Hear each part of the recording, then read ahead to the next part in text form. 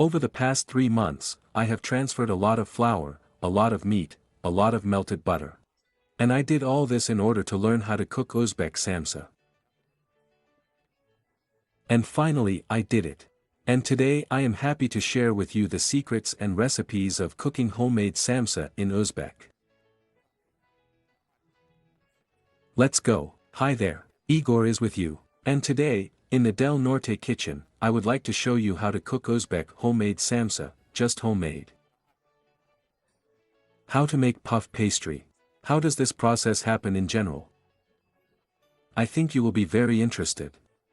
In order to cook Samsa in Uzbek, we need to first prepare the dough. The recipe itself consists of 3 parts. The first is to prepare puff pastry, the second is to prepare the filling, and the third is how to fold the Samsa and bake it. I'll start with the test. In order for me to get a good dough and in the right proportions, I will use a scale, and I will use a measuring cup. From 1 kilogram of flour, I will get about 24 cones myself. Therefore, from the amount that you need, that is, if you want to cook 48, let's say, then of course take 2 kilograms of flour. But here the most important proportion is water. Water and flour. 1 kilogram of flour per 500 grams of salted water. If you are doing Samsa for the first time, I advise you to start with half. That is, take half a kilo of flour and take 250 milliliters of water. Now I'm measuring 500 milliliters of water, and here I'll add about 2 teaspoons of salt. That is, for every 500 grams of flour, I add 1 teaspoon of salt. Now I make a small hole in the flour, pour water and start kneading the dough.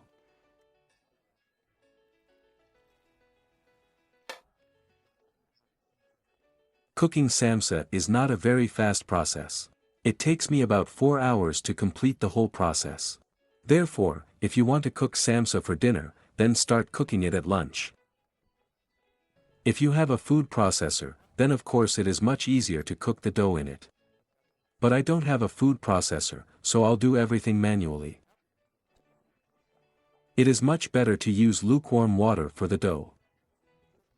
This does not affect the quality of the dough, but it is much more pleasant to work with a slightly warm dough with your hands than with a cold one. Well, I needed a little dough, and now I always add a little vegetable oil. It is not necessary to do this, but in my opinion, it makes the dough more pliable. That's why, if you want, add it, if not, then don't add it. And now I'm going to knead this dough for about 5 or 10 minutes.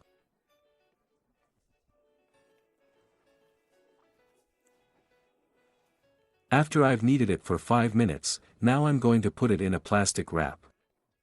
This is very important. The fact is that the dough is not ready yet. He needs to stand for 20 minutes.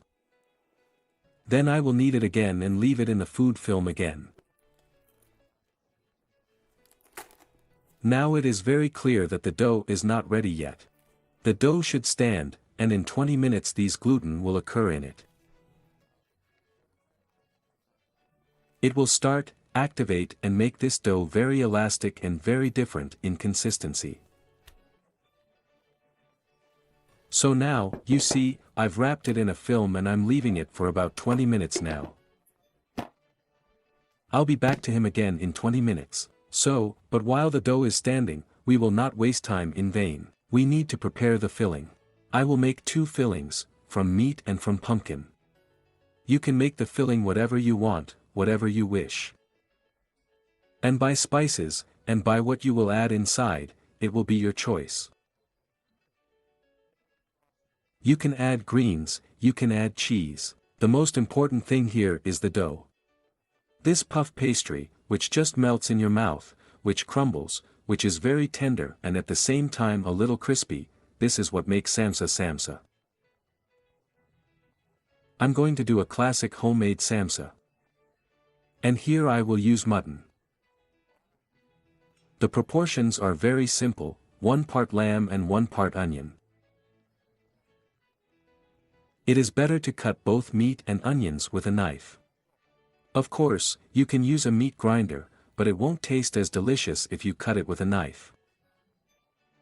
Therefore, I advise you to use fatty meat in samsa, if you do not have a dumba. If there is a dumba, then you use the proportions 1 to 1, 1 part of meat, 1 part of onion, and let's say if we take a kilogram, then 300 grams of dumba, fat. Or you can just take fatty meat and mix it with onions. Now look at how I'm going to slice the meat. It is better and easier to cut it when it is slightly frozen. Therefore, take it out of the freezer in about an hour or two, and then it will be easier to cut it. I'll cut it into small pieces. If you have large knives, then you can certainly chop it up. After you have sliced or chopped the meat, add the onion here. By the way, you will find all the proportions in the description of this video. Therefore, when you finish watching this recipe and decide to cook samsa, then I advise you to look in the description. There all the ingredients are described to the gram. Now, you see, I cut onions with the same makar. It should be chopped the same way as the meat. During this process, it is advisable not to cry. Well, if you cry, then it's okay, these are tears of joy from the fact that you will cook a delicious excellent samsa. Now I add onions here in the same amount. I add salt here. I add black pepper here, it's to taste. I add here ground cilantro and cumin all together. Again, according to your taste. And now it needs to be thoroughly mixed.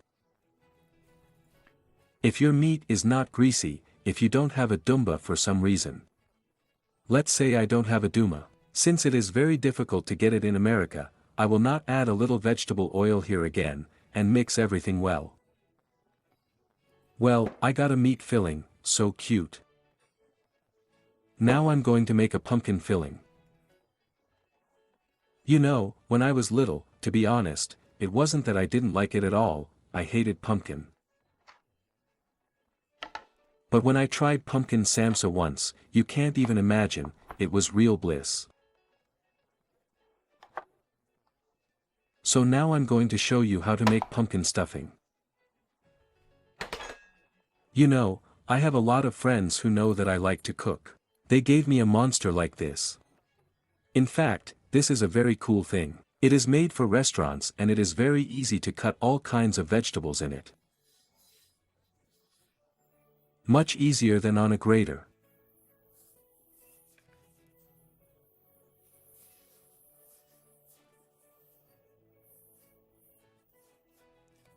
In this filling, I will also add onions, add salt, of course pepper, and as you may have guessed, cilantro and cumin.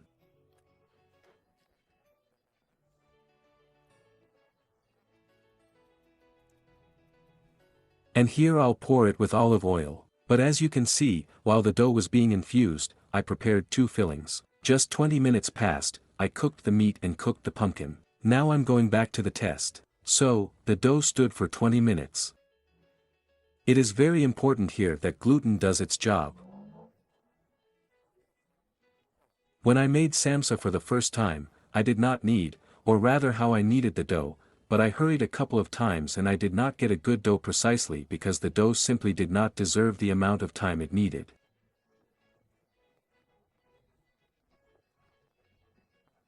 And after a while you will see the difference. Now I can already see by the consistency of the dough that it is becoming much firmer. That's exactly what I need to achieve. To explain it briefly, the difference between the consistency of this dough, then at the very beginning it was like plasticine, and now it becomes like chewing gum, probably, or something. Well, that's about it. Here I kneaded it for the second time. And again I send this dough into the bag for another 10 to 15 minutes. Well, the most crucial moment has come, this is the preparation of the dough. Now I feel very well from the test that it is really ready. Gluten has done its job. The dough has become very elastic and very elastic. As you can see, I have divided it into two parts, and now I will start working with the first half. To do this, I'll knead it well again and start rolling it out.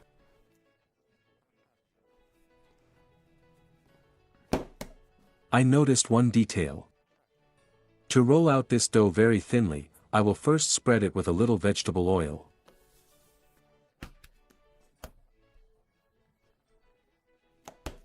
So it is much easier to pick it up, and it turns out more. It rolls out more evenly, because a very large piece is being rolled out here right now. And the thinner and more evenly I roll it out, the better and more layers I will get in Samsa. Therefore, this is the initial start, it is very important.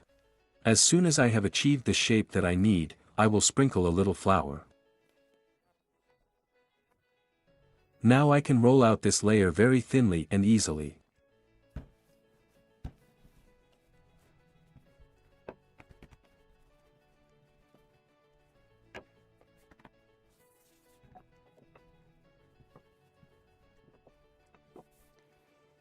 In order to make it easier and easier to roll out this dough, I advise you to work on a large table where there is a lot of space.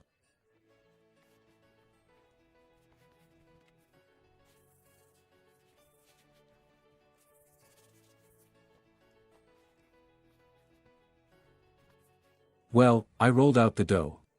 That is, the more and the thinner you roll out, the better you will get the dough. I will use ghee. I spent about 3 months trying to achieve the result I want. I've tried 3 different oils. I've tried ghee, I've tried regular butter and vegetable oil. The best result is obtained when you use ghee. Before starting to prepare the dough, I dipped the melted butter into warm water so that it became liquid. This is very important. If you use non-liquid oil, then it will unevenly fall on the dough. So make it warm. So it is much better and more evenly distributed over your test. Well, now I add melted butter and carefully distribute it over the dough. That's the way. There is no need to hurry anywhere. This is a very pleasant process. I really like working with the test. From this you get an extraordinary pleasure and buzz. I am now evenly distributing the oil throughout the dough. It is necessary to avoid unevenness. When I roll, I need the oil to lay in a uniform layer on all corners, at all ends.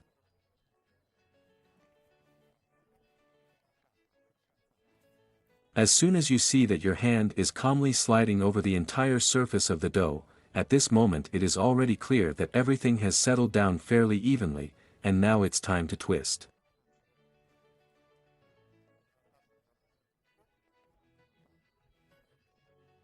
The twist should also be started very carefully. And in this way, slowly, I begin to roll the dough to the other end.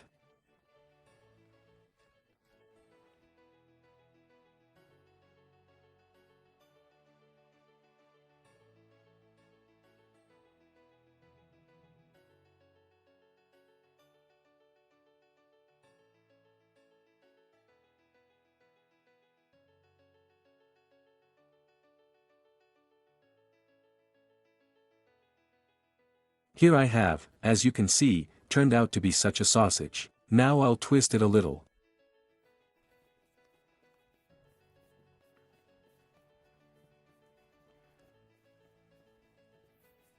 And in this form, I will now send it to the refrigerator for 2 or 3 hours.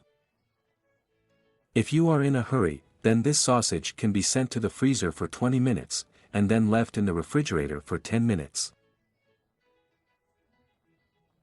That is, if you are going to cook now, send it to the freezer for 20 minutes, which I will do now, and then just send it to the refrigerator in the lower department so that the temperature equalizes. Well, I'm going to do the second half of the dough now, and I'm sending this one to the freezer for 20 minutes. But now another long-awaited 30 minutes have passed. I warned you, this recipe will take about 4 hours. The dough has stood and now it is, in principle, ready. Now I'm going to cut it into barrels or sausages, I don't even know how to say it. That is, I got 2 rolls, as it were. Now the dough is on Samsa. When you are already preparing the Samsa itself, in no case should you roll it out thinly. The dough should be thick enough that you can feel these layers. Puff pastry, right? That is, initially, when you rolled it out, it should be rolled out thinly, but it is not on the Samsa itself. Therefore, now I can get out of this amount. I can divide this Samsa into 8 parts, or I can divide it into 6 parts. I prefer 6, since the dough will not be very thin and the Samsa will be such a good size. Therefore, I will now divide this dough into 6 equal parts.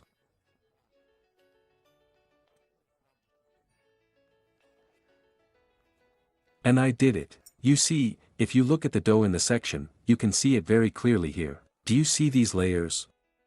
That's exactly what I was trying to achieve, this puff pastry. And so, as you can see, the blanks are ready. The blanks are ready. The blanks are ready. Blanks have been prepared.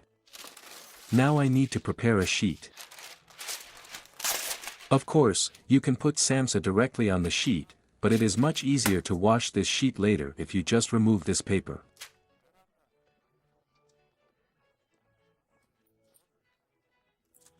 Therefore, I recommend using paper. Now I take the blank, press it down and start rolling it out. If the dough is prepared correctly, then you will not need either flour or butter to roll it out. It will be elastic enough and at the same time cold enough not to stick to the table.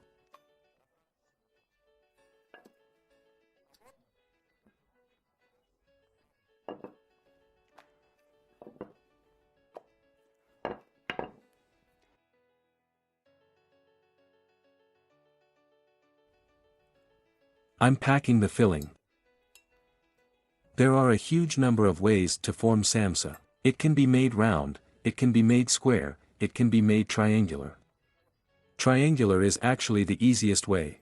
That is, I bend one side, then I bend the second side and then I bend the third side and reinforce the corners.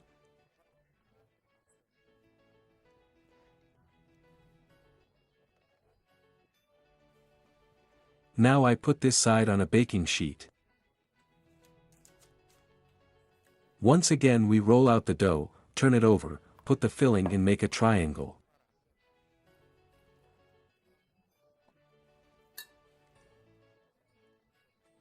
One, two, three.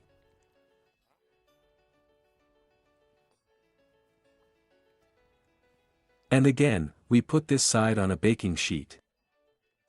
And with this makar, I will now finish with this Samsa. So, I showed you how to make Samsa from meat.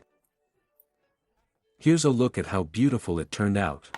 I haven't finished yet, we'll get back to it, but I want to show you how to cook Samsa from pumpkin. Before I put the pumpkin, I'll add a small piece of butter here, and I put the pumpkin on top.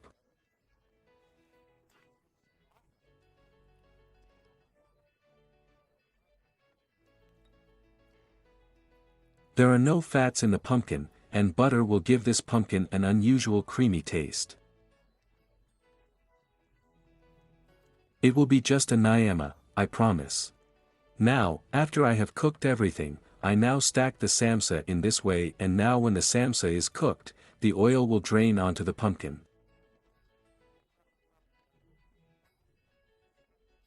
It will be just stunningly delicious. And I also wanted to share with you one detail. Cooking Samsa is a very laborious and long process, and you just can't do without the help of your family. During these shootings, when I was shooting Samsa, my family helped me with the preparation of this samsa, otherwise I would not have coped.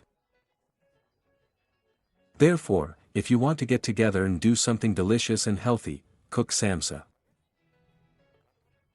Get ready and cook samsa in Uzbek. Almost everything is ready, there are a couple of small strokes or details left. I took the yolk and whipped it together with the milk. And now I carefully lubricate each samsishka. I do not advise you to use a whole egg for lubrication, I still advise you to use the yolk. So samsa will turn out much more colorful, much brighter than if it is simply smeared with an egg. The very last touch. But unfortunately, when I started cooking samsa, I found that I had run out of sesame seeds. I have literally enough left to count them. Therefore, I will show you on one samsa, and you can buy sesame seeds in advance and sprinkle the samsa on top. And you will get such a beauty.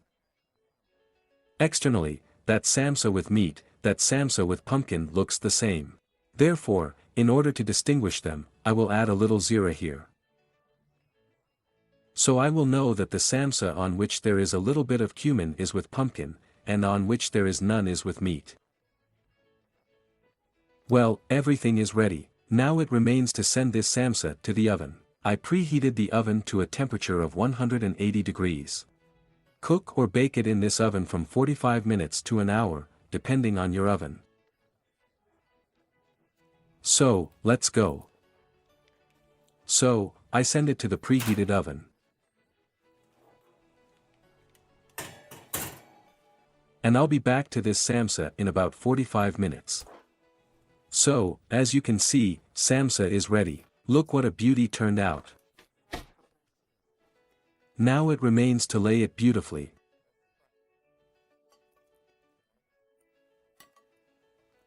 This is with pumpkin, and this is. Here she was alone with the meat. What a fragrance!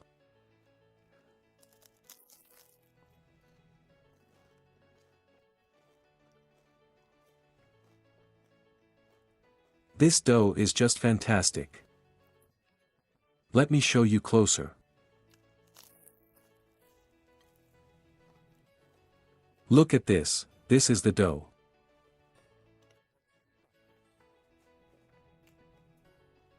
Water, this is the whole secret of this samsa. Well, it turns out juicy, tender, at the same time crumbly. I hope I was able to show you how to cook homemade samsa in Uzbek. Cook with great enthusiasm, try and I am sure that you will get a delicious samsa in Uzbek. I, in turn, convey to all my fellow countrymen a huge thank you.